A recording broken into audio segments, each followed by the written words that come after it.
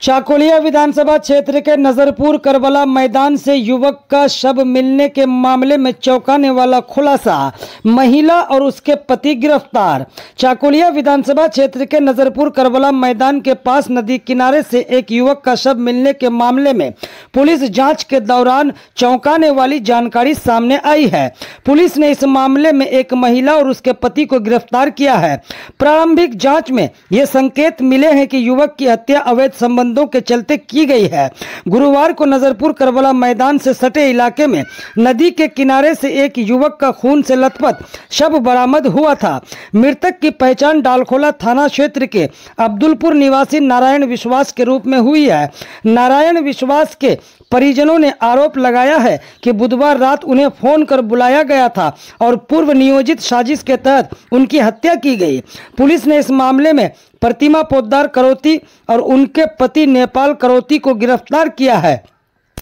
Police सूत्रों से मिली जानकारी के अनुसार मृतक नारायण विश्वास के प्रतिमा पोद्दार करोती के साथ अवैध संबंध थे, जिसके चलते ये घटना घटी। फिलहाल पुलिस पूरे मामले की गहनता से जांच कर रही है। गिरफ्तार दोनों आरोपियों को इस्लामपुर अदालत में पेश किया गया है। इस तरह की घटनाएं समाज के लिए न केवल शर्मनाक है, बल्कि सामाजिक और नैतिक मूल्यों पर भी गंभीर प्रश्न खड़ा करती है। আমি কিছু বলতে পারলাম, কালকে ব্যাঙ্গালোর থেকে বাড়ি আসছি। কি কালকের ঘটনায় তুমি বাইরে ছিলা? হ্যাঁ। তো তোমার বউকে যে অ্যারেস্ট করেছে কি ব্যাপারটা কি? শুনলাম নাকি কোনো একটা ছেলে মার্ডার হয়েছে। হ্যাঁ। তো তোমার বউ ছিল ওর মধ্যে? আমি বলতে পারলাম না।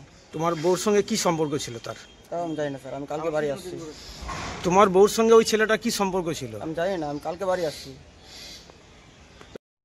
ঘটনা ঘটেছিল পরশুদিন রাত্রেবেলা। ছেলেটার সম্পর্কে আমার দেওরের ছেলে হয়, নাম হচ্ছে নারায়ণ বিশ্বাস। ওর রাত্রেবেলা 11:30 12টা নাগাদ ওর মোবাইলে 2-3 বার ফোন এসেছিল, তো কেটে দিয়েছিল বারে বারে। তো তখন আর কি ও ব্যস্ত হয়ে যায় বাইরে যাওয়ার জন্য। ওর মা হচ্ছে বলে, বাবা ছিল তখন বাইরে, বলছে তুই কোথায় যাবি এত রাত্রেবেলা? বলছে এই তো আমি আসছি পাশের থেকেই। এই বলে ছেলেটা বেরিয়ে যায় রাত্রে, পরশুদিন রাত্রে, বুধবার রাত্রে। তারপরে ওরা ভেবেছে হয়তো ছেলে পাশেই আছে, বড় ছেলে যেহেতু পাশেই কোথাও আছে, ও হয়তো আসবে, এসে ঘুমিয়ে গেছে। কিন্তু সকালবেলা ওরা যখন ঘুম থেকে উঠেছে 5টা নাগাদ, তখন দেখেছে যে ছেলে নেই বিছনা। তখন ওরা খোঁজাখুঁজি করেছে, ওর মোবাইলে ফোন করার চেষ্টা করেছে, ফোনে আর ওকে পাওয়া যায়নি। পরে সেই সারাদিনই খোঁজাখুঁজি হয়েছে, কিন্তু ওর খোঁজ পাওয়া যায়নি, মোবাইলের খোঁজ পাওয়া যায়নি।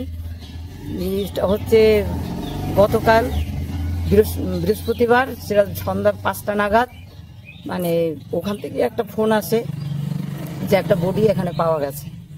তখন ওদের বাড়ি থেকে, সেটা হচ্ছে ওই রামকৃষ্ণপুর ওর আশেপাশে একটা জায়গা, নজরপুর একটা জায়গা, সেই জায়গাটার মধ্যে পাওয়া গেছে আর কি বডিটা। ওখান থেকে ফোন আসার পরে তখন ওকে পাওয়া যাচ্ছিল না। এদের বাড়ির লোকও তখন মানে ব্যতিব্যস্ত হয়ে গেছিল। তখন এর যারা ভাই ছিল একজন, ও ছুটে ছুটে গেছে যে কি ব্যাপার আছে দেখি। তখন ওখানে গিয়ে জানতে পেরেছে যে ওটা ওরই দাদা ছিল আর কি, নারায়ণ বিশ্বাস ছিল।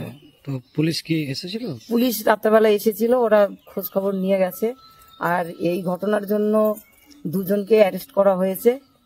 হাতিপা দেওগা বলে একটা জায়গা, ওখান থেকে 2জনকে অ্যারেস্ট করা হয়েছে আর কি। আর এই ছেলেটা যে মেয়েটার সঙ্গে ওর ইয়ে হচ্ছিল আর কি, মানে ফোন হতো মাঝে মধ্যে ওদের সঙ্গে, এর আগে পরে যাওয়া আসা ছিল, ওরাও আসতো, এও যেত। আপনাদের কি মনে হচ্ছে তারাই কি তাকে ডেকে? আমাদের যতটা ডেফিনেটলি মনে হচ্ছে যে ওরা ইচ্ছাকৃত ভাবে ওকে ডেকে নিয়ে গেছে, ওই রাত্রেবেলা নিয়ে ওরাই মার্ডার করেছে।